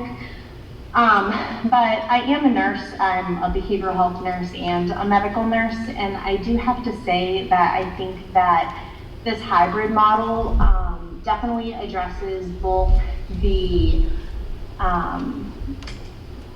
risk of this virus and the risk of the behavioral health needs of the children. The 2 days being in person gives them the psychosocial interaction that they need and not the isolation at home that they're at risk of, and allows the screening and the interaction from the psychosocial services that they are allowed to have at school.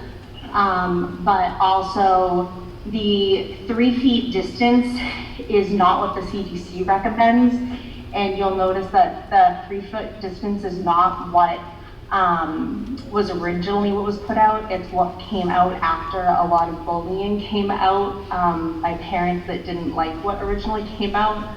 The CDC will continue to tell you that 6 feet distance is what happens and what you need when anybody takes off their mask. And I will tell you that these children are not going to keep their masks on. So unless you can guarantee that every one of these little kiddos is going to keep their masks on, 3 feet is not going to be enough distance. Thank you. Patrick McCall.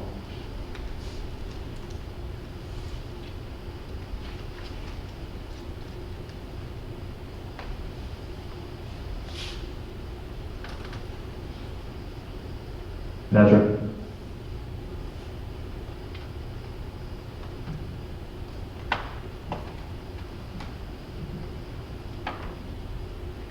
We'll try to come back to Patrick. I have one more that is just labeled as iPhone, and I'm not sure I can help identify it any better than that. You've been unmuted if you want to try and see if that's you.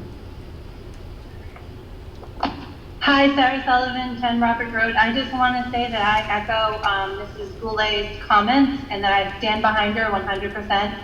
I think these kids need to all get back to school. Thank you. Thank you.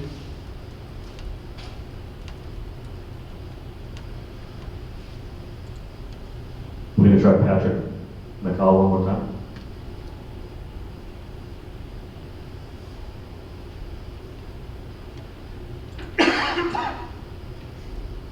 We have Melissa's iPhone. Hi, I just want to say that I also agree with Jen completely, and my main concern, I have kids in elementary, middle, and high school in Tyngsborough, and I'm considering putting them all in private because I don't want them on laptops for 3 days, for 6 hours a day. That's going to hurt their eyes, they're going to end up gaining weight, getting depressed. It's just awful, and I don't think anyone's considering the health risk by staring at a screen. Every time we go to the pediatrician, the first question they ask me is, how much screen time do your kids have? And it's always like, you should lower your screen time. You shouldn't be stuck in front of these devices all day. And also, I was wondering if anyone thought about, I know several other people are considering pulling their kids from Tyngsborough. We're already a small town, so we're not going to have enough kids for AP classes in the high school. We're not going to have enough kids to field sports teams or to do the play. And I just, like, I don't understand. After listening to this meeting, there just seems like there's no end in sight and there's no, like, end goal to get these kids back in school. That's it. Thank you. Melissa, can I ask you to identify yourself and your address? I have one more up here, Nicole.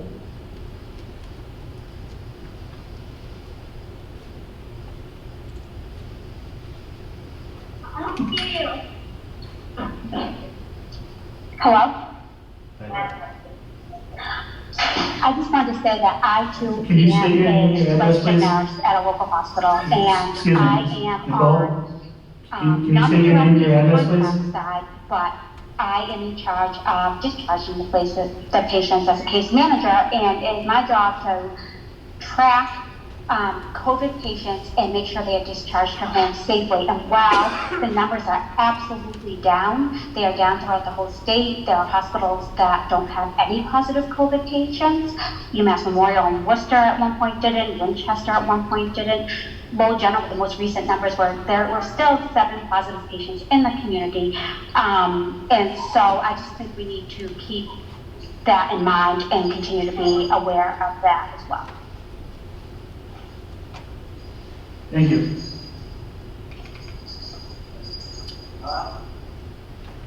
I have only one left up here called teacher. Yes, good evening. Could you hear me? Yes, please state your name and address. Yes, this is Stacy Webster, 237 Pawtucket Boulevard in Tyngsborough. I just wanted to say that I support Jen's sentiments, not only as a teacher, but as a parent. And at this point, there is no good answer, but I do know that the organic hands-on learning for these children surpasses all results that we could get from them on the other end of a screen at this point in time. Thank you. Thank you. I've got Carrie Ann.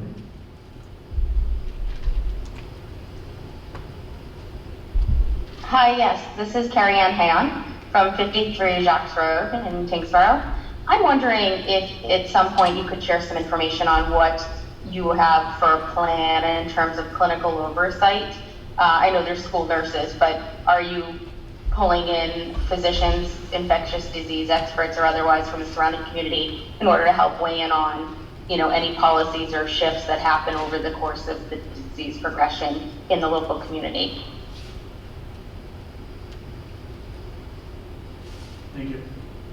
Looks like one more for Chase.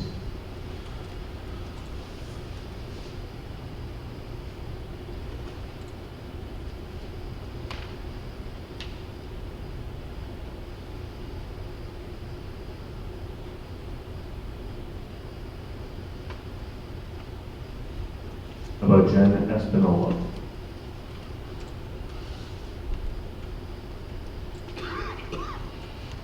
Hi, I just had a question about, I wanted to make a statement at my 8 Blossom Street, sorry. How come schools are being held to a higher standard than hospitals are? Our hospitals, I have never been tested at my hospital, even with exposures, unless I have symptoms. Because, I'm allowed to go to work every day as long as I don't have symptoms. They ask me if I have a list of symptoms, and that should be the same for children. As for not having positive cases at school, that's unable. Flu season's coming. Kids are going to get sick. The chances of a kid actually getting deathly sick from this is very slim. And the risk of my hospital has seen so many new cases of kids coming in with anxiety, stress, suicidal, and the risk of COVID don't outweigh the benefits of going back to school. And I agree with hybrid in the beginning because honestly it's the only feasible option with the financial burdens of fully in school.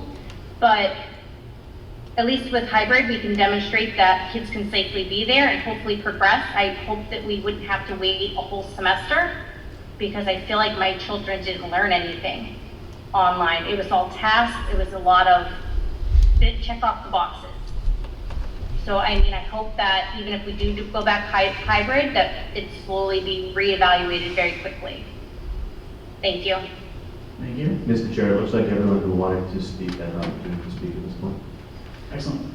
Thank you. I want to thank the community for reaching out and bearing with us as we work through our technical difficulties. I know you guys aren't really excited that we didn't have an interactive portion, but we did take notes, and we will get together. I'm not sure what format it will be, but we will get answers to these questions and present it to the public. Just look for that in the future. I'm not sure exactly how we're going to do that, but we will get you answers.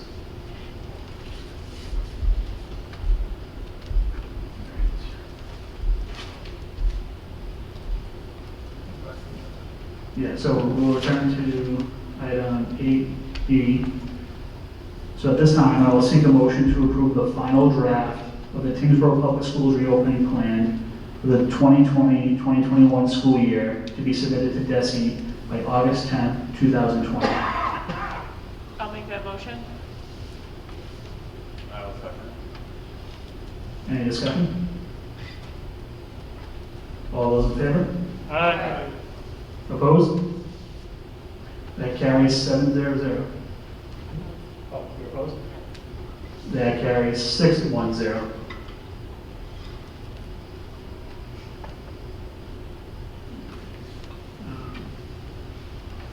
On the agenda, we had the school calendar and memorandum of agreement. Dr. Flanagan, you want to talk about those? Mr. Chair, we are not ready to move forward with either one of those right now. As you know, Mr. Robson, the president of TTA, said we've been ongoing with our bargaining. It's going very well. We just have not crossed the finish line yet there, so we're going to hold off on those two items for tonight. Thank you. I will, at this time, I will seek a motion to reopen schools in the fall following the hybrid learning model outlined in the school reopening plan. I'll make that motion to open in the hybrid model outlined in the school reopening plan. I will second that one. Thank you. Discussion?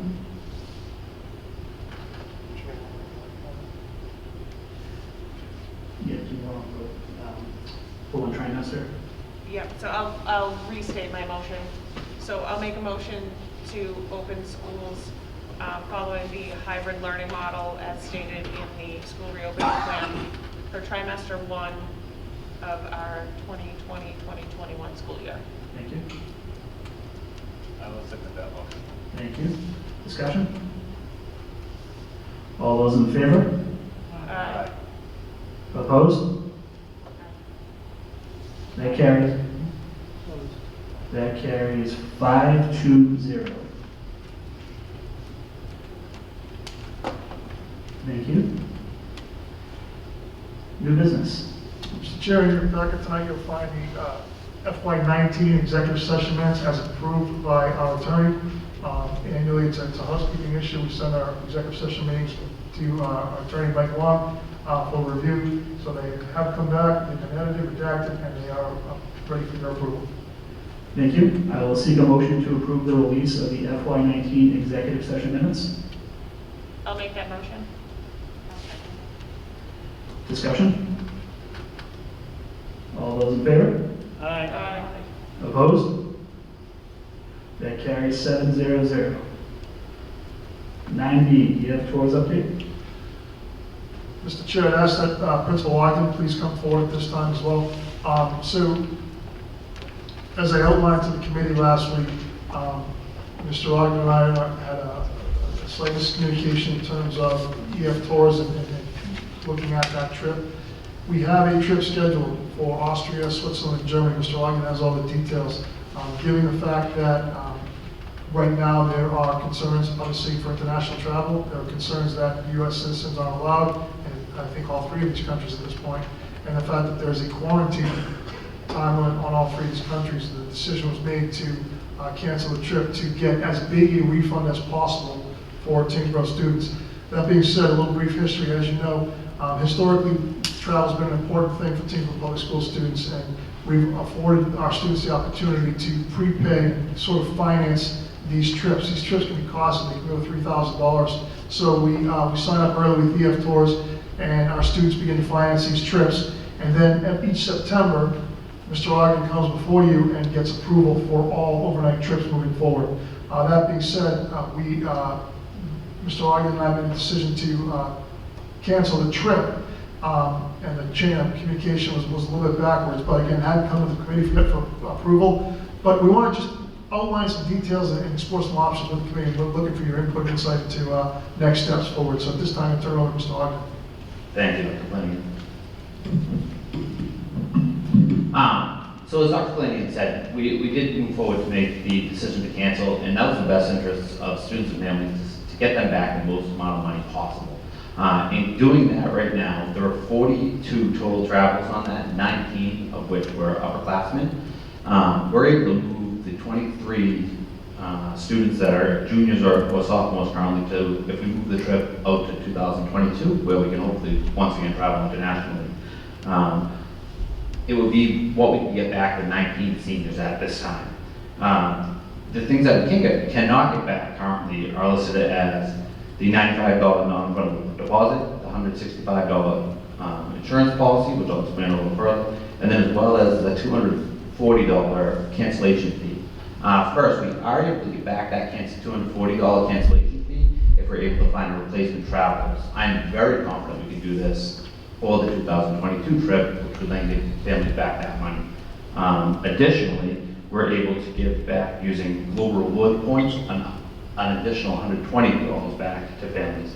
So the total refund that families would not get back, they get everything back but $140 once the replacement costs came back. So that would be for any of the seniors that cancel now. The two other options are, there are two insurance policies that EF Tours have. One is the COVID peace of mind policy. The other is they simply call it the peace of mind policy. The COVID peace of mind policy supersedes the peace of mind policy. So we could go forward and allow students to remain on this trip because it is still currently open with 10 of the seniors still remaining on it. Some have already canceled or transferred it to a sibling. We could remain on that. The issue that happens is once you get to the 45-day mark, if there is any sort of travel restrictions or quarantine in place, EF would then cancel the tour and they would only give you a voucher back under the COVID policy. Now, at that 45 days, you could request a refund, but you would only get 50% of what you paid. So the trip's approximately $3,400, you get about $1,700 back, which is a pretty major hit. So that was the intention of canceling now to try to save that money. For those that want to remain on the trip, if there are parents that do it, and I'd be happy to reach out to the senior parents. We need at least a minimum of 6 travelers and a chaperone, and obviously school committee approval with that, if that's something they would so choose to do. I believe it is highly unlikely that we'll be able to travel, as Dr. Flanagan said, based on the current restriction. And I'd be hard pressed to believe there wouldn't be some sort of quarantine if we were to travel to those countries. There are major dates that we would have to hit. 110 days prior to the tour, there's another set amount, as well as the 45-day mark is really where it ends from there. And then after 45 days, we said that no refund will be given unless there are travel restrictions, which they will be vouchers. Can I just add on to that, Mr. Chair, briefly? Mr. Ogden just threw a significant number of dates and times and timeframes at you. So all that information is in your drive. I'm almost wondering, Jeff, is there any penalty problem if the committee has 2 weeks to digest this and come back with some questions and really process this? No, there's at that time we still have plenty of time to move forward with that. My understanding is we have till November 26th, November 16th before we make a decision. Yes, correct. So I think it makes sense to give the committee some time to chew on this, the data, and formulate some questions, and come back and talk about policies, procedures at that point. I know it's a lot of information to receive tonight. I agree. Does that make sense? Yes. Yeah. So why don't we just table any action, if you're okay with that, Mr. Chair? Yes. Thanks, Jeff. You get to come back in 2 weeks. Thank you, Jeff. Item 10, Finance, Mr. Messina. Thank you, Mr. Chair.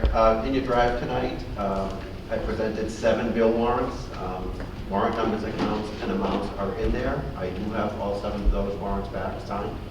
For signing payroll, in your drive, you'll see the last 2 payrolls, the pay date of July 20th and the pay date of August 3rd. Warrant numbers and amounts in the drive as well. And that's it. Thank you. School committee discussion. Mrs. Hermes. I'm all set, thank you. I'm all set, thank you.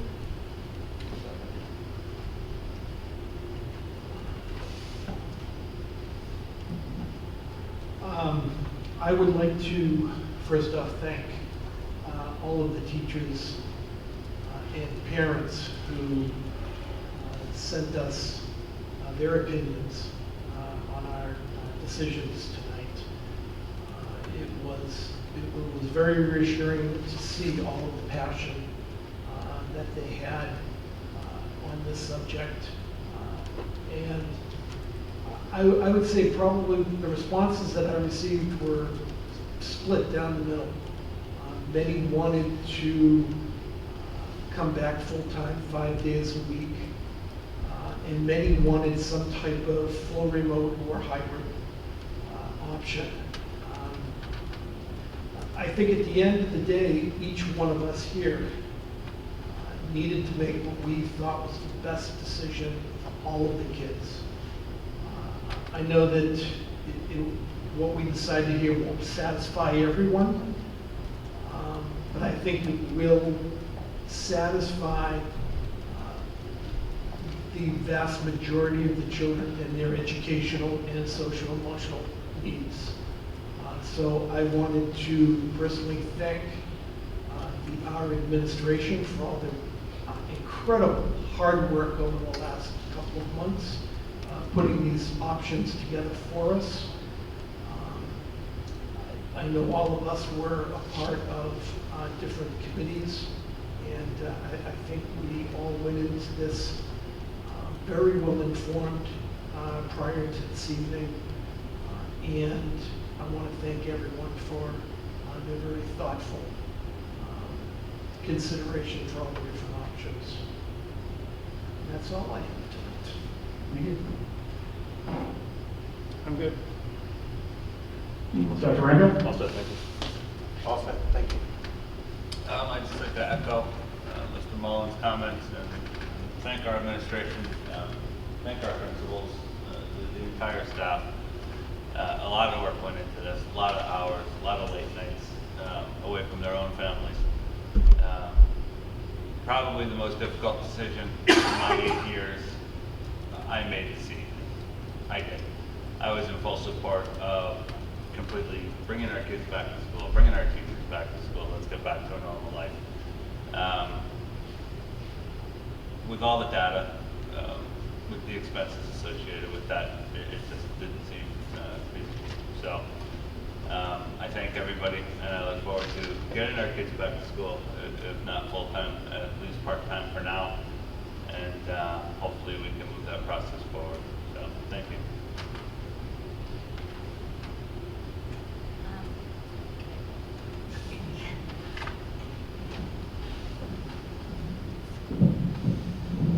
I also want to thank everybody for all their hard work, and especially the administration. It's just amazing. I was part of the curriculum team, and it was amazing seeing that group of people work together to put the best plan forward that they could come up with. Very talented individuals. I realized that this, again, was, as Tony said, one of the hardest decisions he's made. It's one of my hardest decisions also.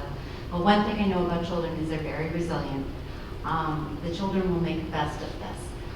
We will be behind them, supporting them, and I know the administration will make the best possible decisions going forward and the best possible situations for them. And I truly believe that because I know they're here for the children. Thank you.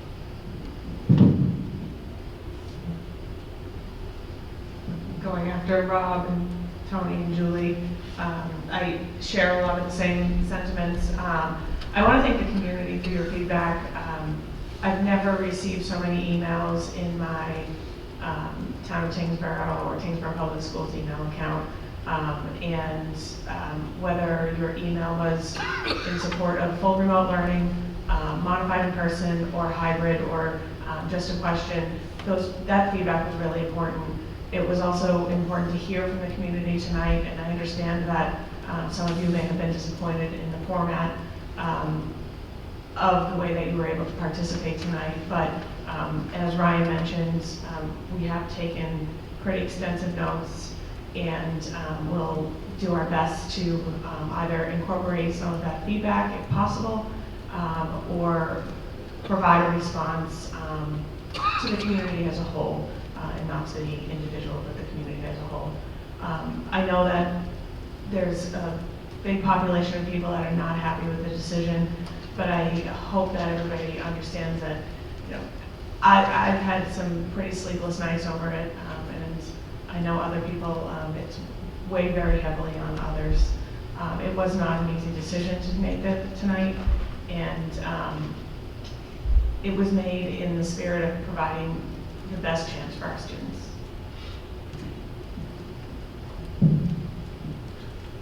Mr. Chair, I'd just like to recognize the committee for your work. Thank you for your time this summer. I really do appreciate it. And appreciate the direction. The real hard work starts now for our building administrators as we start to think about what this hybrid model will look like. I appreciate the community feedback. We will absolutely put together some way to get the answers to your questions back to you in a timely manner. It's been great working with the Teacher Association as well. We're very close. We will get there. And I just want to thank the committee and echo, kind of what Tony said. I've been here since 1997. I started in this district. And, this is probably one of the most difficult decisions that we collectively, the school committee collectively has had to make regarding the future of education in Tyngsborough. So everyone's got an opinion and everyone's got an idea. And, we all work hard to do the very best we can for our kids and prioritize their safety and their wellness and their education. Certainly. So thank you everyone for all your input. We really appreciate it. And please know that we will continue to do the very best we can for your students. Thank you. Thank you. I just want to echo the thoughts of everybody else. The reality is it's a global pandemic, and frankly, it sucks. There's no perfect solution for how to educate our kids during this pandemic, but I want everybody to know that we involved teachers and community members and school committee members and the central office and building principals. It was a collaborative effort to come up with these plans and put together what we thought was the best approach to educate our kids during this pandemic. Most of us on this board have kids in school, so it's very personal for us. Beyond that, I want to thank everybody for supporting the plan. But today we got thrown a curveball when we found out we could only have 25 people on site, and we knew we wanted the community to participate. We heard from you guys over the last few days. We knew that you were really desperate to have your voices heard. So I want to thank Roni from Tyngsborough TV, Derek Piper, Dr. Branco, Jamie, for scrambling to get the Zoom meeting put together, upgrade our account, and make this possible tonight. It is important for us to be transparent. It's important for us to hear your voice and to provide that feedback that you guys are looking for. So thank you to those guys for making this happen. And there's always a few glitches, but I think it went pretty well. And I think that's it. I'll make a motion to adjourn. Discussion? All those in favor? Aye. Opposed? It carries 7-0. We are adjourned.